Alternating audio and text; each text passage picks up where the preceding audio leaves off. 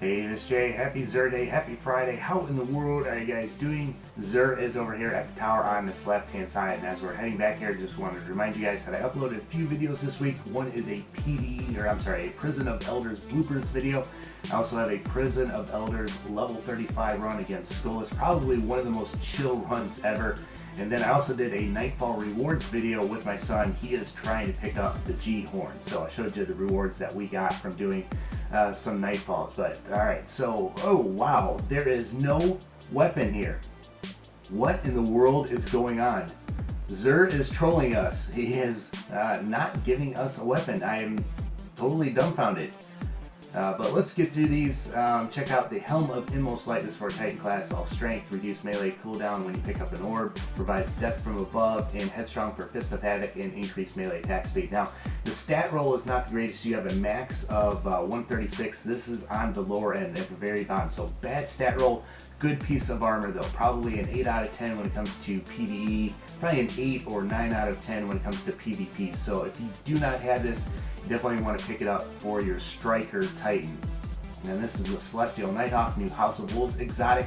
This is all intellect, and I'm going to check out my stat roll. Intellect, though, max is 136, and this one, mine is 122, this is 123. So pretty good stat roll. Replenish super energy when you kill an enemy with a grenade. Increase super energy gained from killing minions of darkness. And Golden Gun fires one shot, delivering 6 times damage. So this is a really good weapon for PvE when you're going against bosses and yellow barb knights and things like that. Definitely really good in that respect. For PvP, this is probably one that you want to skip. It's not that great for the gunslinger since you only get one shot.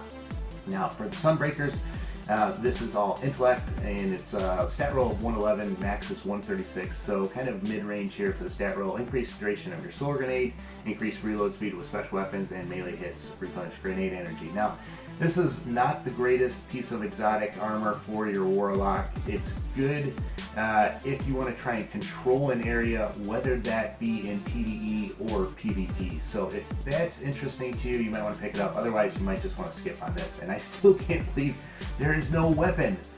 What in the world is going on here? So I'm just going to mouse over the rest of this stuff. I don't know what to tell you guys about the weapon. I know a lot of you guys are going to be furious. I'm kind of wondering what is going on. But I guess that's going to give me a chance to actually discuss some of the weapon changes that are coming. So there was an announcement yesterday. If you go to Bungie's website, they had some news about some weapon tunings that they're planning on doing here pretty soon. I want to just go over some of them. I'm going to actually copy that article and post it in the description so you can read it yourselves. But let's go over some of the changes. All right, so Thorn is getting a nerf. All hand cannons are getting a bit of a ranged nerf, which I think they need. I don't think hand cannons should be really effective at far ranges. Like, there shouldn't be any kind of difference, or there should be a difference between hand cannons and, say, scout rifles. Scout rifles should kind of shine at those longer range distance and everything like that. And right now, you know, hand cannons, they're really good, especially the Thorn in PvP. I mean, that's what you see when you play Trials of Osiris, and they have the stats there. So Thorn's getting a little bit of a hand cannon nerf and a little bit of a special nerf just due to its damage that it does. So I think that's a good move with the Thorn. And I know some of you guys really love the Thorn, probably are going to hate that, but that's what we're seeing. Now, G-Horn, that is always also getting a nerf. Now, they're nerfing it because they found out that a lot of people were being excluded from doing raids if they did not have a G-Horn. So they're going to nerf just the Wolfpack rounds a little bit.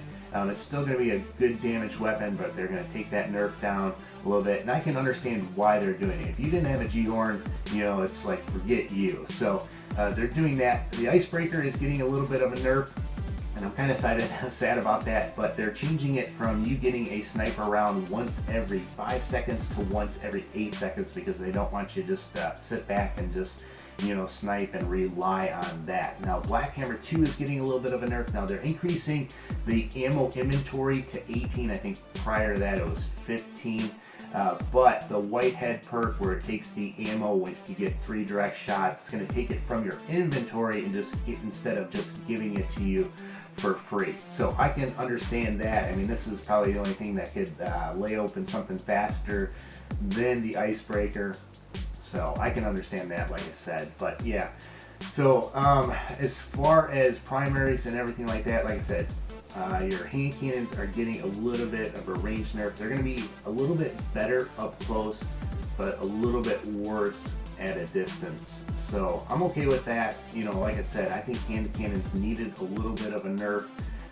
Especially, you know, not all hand cannons. I don't think the Fatebringer or the Word of Crota is that bad, but the Thorn, man, that thing is just crazy. And they gave the stats, and the Thorn is the #1 used thing in like Trials of Osiris and everything that, with Red Death second and Last Word. And Last Word is going to get a correction to that. But auto rifles, I'm excited because they're getting a damage buff. In PvE, they're getting a 10% buff. They needed that. And then in PvP, they're getting a damage buff too, but their damage drop off is going to go faster. So they're going to be better up close and at medium range, and then not so great at a, you know, fuller range, which is smart. That's how it should be. And then shotguns, they're getting a little bit of a nerf with some of their perks pretty much.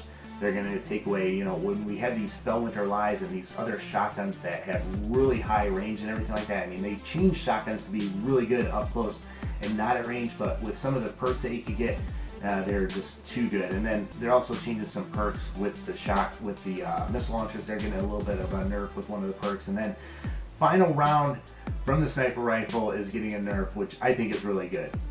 I think final round in PvP, I'm sorry, is a little bit cheap, so I'm glad that they're getting a little bit of a nerf as well. But those are the changes that I can remember, the kind of big ones. Let me know what you guys think about them. There are some other changes going on, but you can read in the description there. But yeah, still kind of crazy about that. Let me know too what you have going on this weekend. I'm going to actually go see my dad in Chicago. So looking forward to seeing him there. Actually going for a not so good reason, but I really don't want to get into that. But if you can, say a prayer for me, and especially for my dad, and for some peace with the situation he's dealing with. But that's where I'm going to end it. Let me know what you guys think. Hopefully this helps you out. If it does, I would really appreciate it if you give this a thumbs up. But guys, as always, take care and God bless.